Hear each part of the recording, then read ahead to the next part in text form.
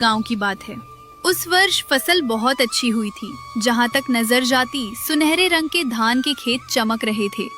सभी किसान कटाई कर रहे थे और धान के ढेर लगा रहे थे। रामदास अपने खेत में कटाई करवा रहा था। बगल के खेत में भैरव और माधव खड़े होकर बात कर रहे थे। क्यों रे माधव, देखी हमारी फसल।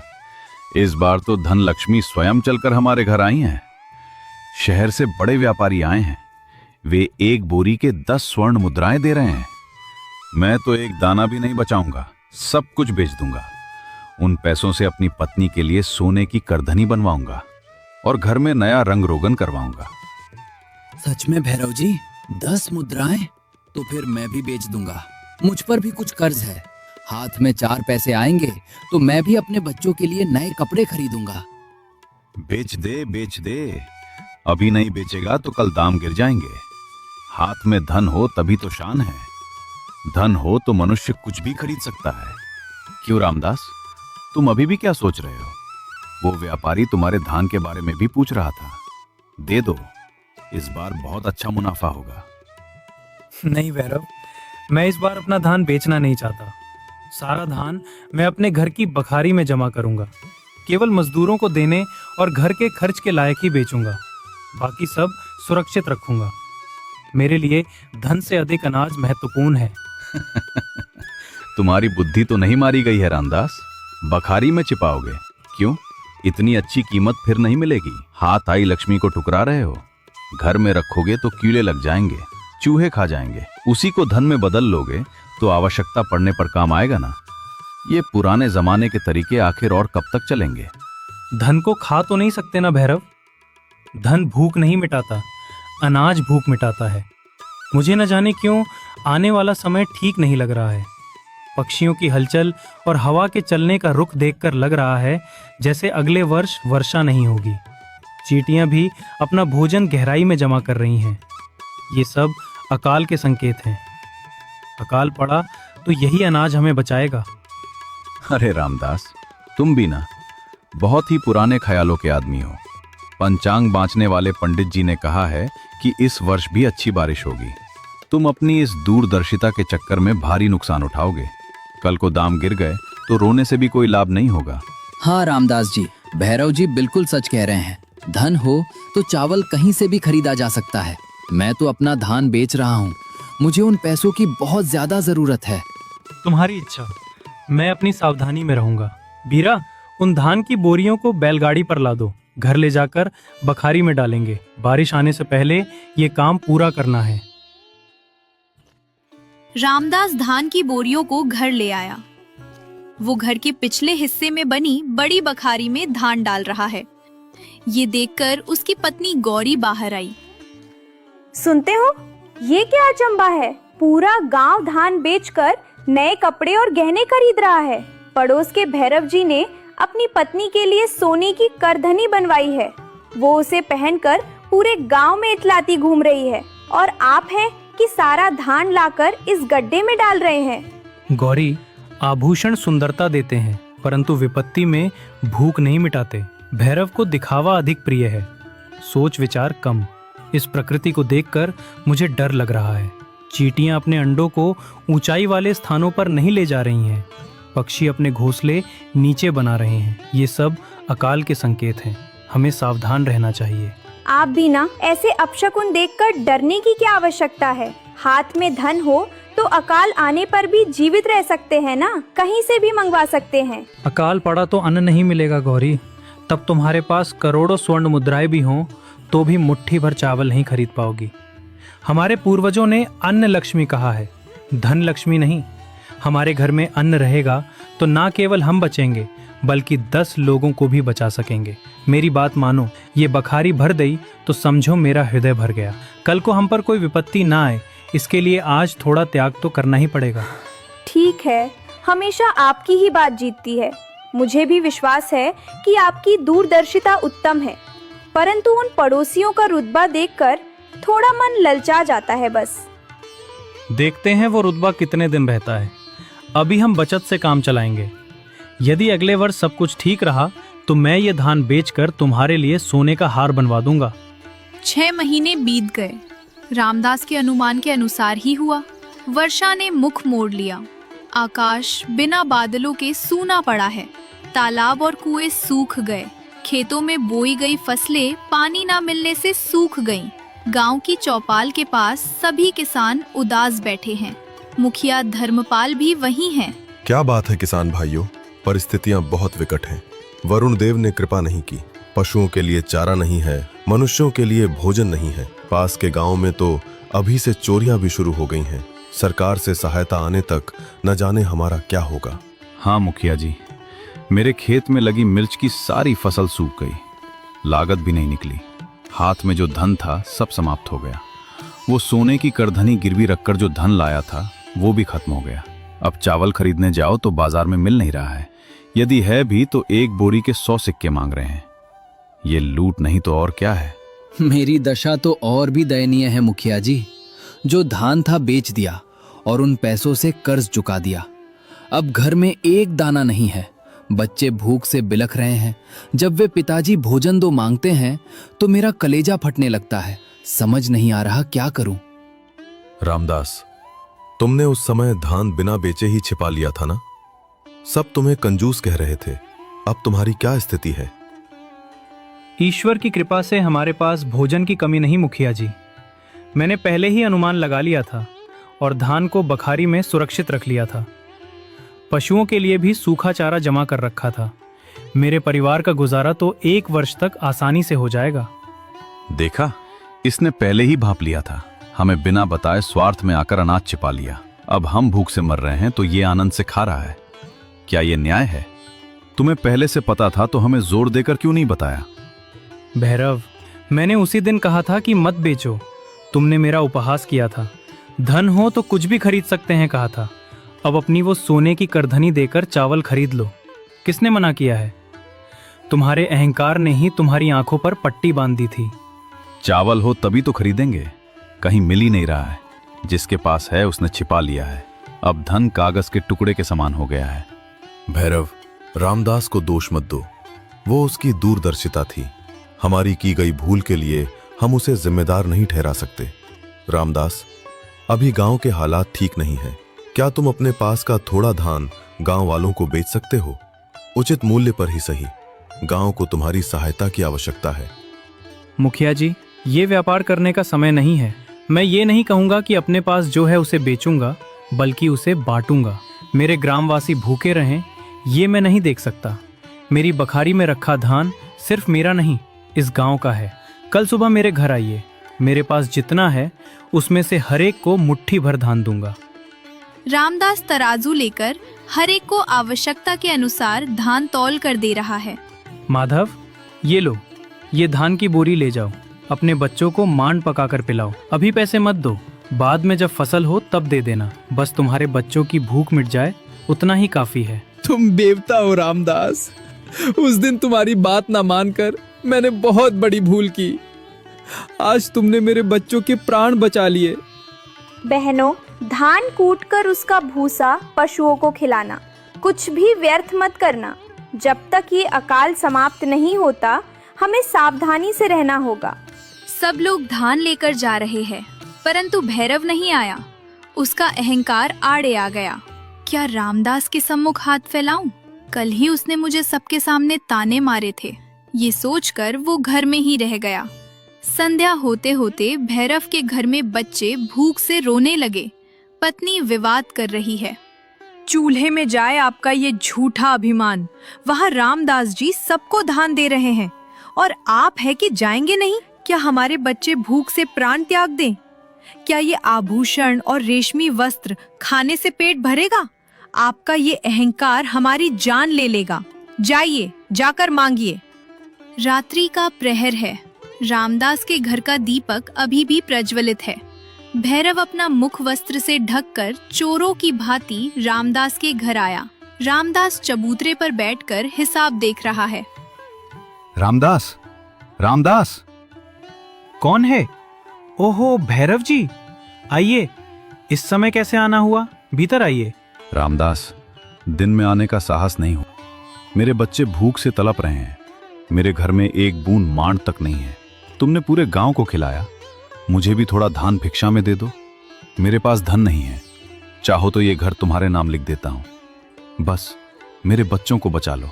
भैरव, जब मनुष्य को भूख लगती है तो प्रतिशोध की भावना और मनमुटाव नहीं होना चाहिए। तुम मेरे पड़ोसी हो, तुम्हारे बच्चे मेरे बच्चों के समान ही हैं। घर नाम करने की क्या आवश्यकता है? ये लो, ये 2 बोरी धान ले जाओ। ये भिक्षा नहीं है। रामदास, मैंने तुम्हारा उपहास किया था, तुम्हें कंजूस कहा था, पुराने ख्यालों वाला कहा था, परंतु आज ज्ञात हुआ वो तुम्हारी कंजूसी नहीं अपितु बचत थी। वो तुम्हारा पुराना विचार नहीं अपितु दूरदर्शिता थी। तुम्हारी इसी दूरदर्शिता ने मुझे और मेरे परिवार को बचा लिया। मुझे क्षमा कर दो। क्षमा कैसी भैरव भाई? जिसने जोड़ा वो सुख भोगेगा, जिसने अंधाधुंध लुटाया वो रोएगा। ये हमारे पूर्वजों ने ऐसे ही नहीं कहा है। हम किसान हैं, हमें प्रकृति को समझना चाहिए, उसके अनुसार आचरण करना चाहिए। धन महत्वपूर्ण नहीं है, अन्न महत्वपूर्ण है। अब जाओ, बच्चों को भोजन कराओ। वो अकाल का समय बीत गया। अगले वर्ष खूब वर्षा हुई। रामदास द्वारा दिए गए बीजों से पूरे गांव ने पुनः फसल उगाई। ग्राम देवता का मेला लगा है। गांव के सभी लोगों ने रामदास को सम्मानित करने के लिए बुलाया है। आज यदि हमारा गांव हरा भरा है तो उसका कारण रामदास जी की दूरदर्शिता है। यदि उन्होंने धान नहीं छिपाया होता तो न जाने उस अकाल में हमारा क्या होता। वे हमारे गांव की रक्षा करने वाले संकट मोचक हैं। हाँ, मैंने अपने नेत्रों से देखा है। धन से अधिक मूल्यवान भोजन है, दिखावे से अधिक आवश्यक बचत है। रामदास जी ने मुझे शिक्षा दी है, मेरे नेत्र खोल दिए। अब से मैं भी उन्हें अपना आदर्श मानूंगा। मेरे खेत में उगी आधी फसल मैं अपनी बखारी में सुरक्षित रखूंगा। इसमें मेरी कोई महानता नहीं है। एक किसान को सदैव आने वाले कल के विषय में सोचना चाहिए। बीज बोने से लेकर उसके अंकुरित होने, फसल बनने और हमारा उदर भरने तक सहस्रों विपत्तियां आती हैं। इसीलिए हमें अपनी फसल को संभाल कर रखना चाहिए। यदि हम सब मिलकर रहें तो कोई भी अकाल हमारा कुछ अनिष्ट नहीं कर सकता। गांव वालों ने रामदास की जय जयकार की। गौरी को अपने पति पर गर्व हुआ। उस दिन से उस गांव का हर किसान रामदास की भांति दूरदर्शिता के साथ जीना सीख गया। कोई भी अकाल आया तो वो गांव डट कर खड़ा रहा। जो आने वाले कल के विषय में नहीं सोचता वो आज भी आनंद से नहीं जी सकता। रात के 7 बजे हैं। पापैया अपने पुराने खपरेल के घर में अरंडी के तेल के एक छोटे से दिए की रोशनी में तांबे के सिक्के गिन रहा है। रसोई से लक्ष्मम्मा हाथ में करछी लिए चिरते हुए बाहर आती है। सुनिए, दिया बुझने वाला है और आप अभी भी वो सिक्के गिन रहे हैं? सुबह उठने से लेकर रात सोने तक यही काम है क्या? आप असली बात भूल गए। रात का खाना बनाने के लिए तेल की एक बूंद भी नहीं है। अरे, सुबह ही तो वो छोटी बोतल भरी थी, इतनी जल्दी खत्म हो गया? तुम सब्जी में तेल डाल रही हो या चूल्हे में? पता है अरंडी के तेल की कीमत क्या है?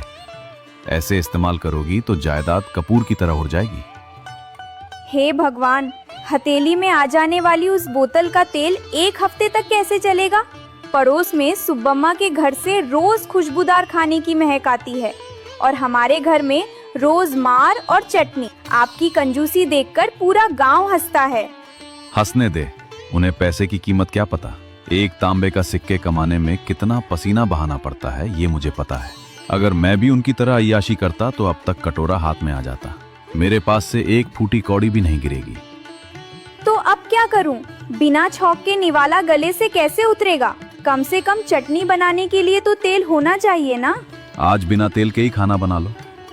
उस इमली के पानी में थोड़ा ज्यादा पानी डालकर रसम बना लो। गर्मा गर्म पियोगे तो वही महाप्रसाद है, सेहत के लिए भी अच्छा है। पानी डालकर रसम बनाऊं तो वो धोवन का पानी ही बनेगा। मेरी ही किस्मत खराब है। इतनी जायदाद होने के बाद भी ये दरिद्रता क्यों? तभी बाहर से किसी ने जोर से दरवाजा खटखटाया। पापैया चौंक गया और जल्दी जल्दी सिक्कों को गठरी में बांध लिया। कौन है? लक्ष्मी, दिया बुझा दे। हो सकता है कोई कर्जदार हो। कह दे कि घर में कोई नहीं है। छी छी, जिंदा इंसान को कैसे कह दूं कि घर में कोई नहीं है? देखती हूँ कौन है। लक्ष्मम्मा के दरवाजा खोलते ही बगल वाली गली का सुब्बा राव हाफता हुआ अंदर आया। पापैया जी, एक बड़ी मुसीबत आ पड़ी है। मेरे पिताजी के सीने में अचानक दर्द उठा है। उन्हें सांस लेने में तकलीफ हो रही है। अरे ऐसा क्या? तो वैद्य के पास जाओ, यहाँ क्यों आए हो? शहर ले जाकर किसी बड़े वैद्य को दिखाना होगा। मेरे पास एक फूटी कौड़ी नहीं है। क्या आप 10 वरा उधार दे सकते हैं? अगली फसल आने पर ब्याज समेत चुका दूंगा। थोड़ा पुण्य कमा लीजिए। हाय सुब्बा राव, कितनी बड़ी मुसीबत आ गई। तुम्हारे पिताजी तो मेरे बहुत करीब हैं, लेकिन मैं क्या करूं? कल ही मैंने अपने सारे पैसे शहर के साहूकार को अपना कर्ज चुकाने में दे दिए। अब मेरे पास एक तांबे का सिक्का भी नहीं है। झूठा कहीं का, अभी तो वरा गिन रहा था।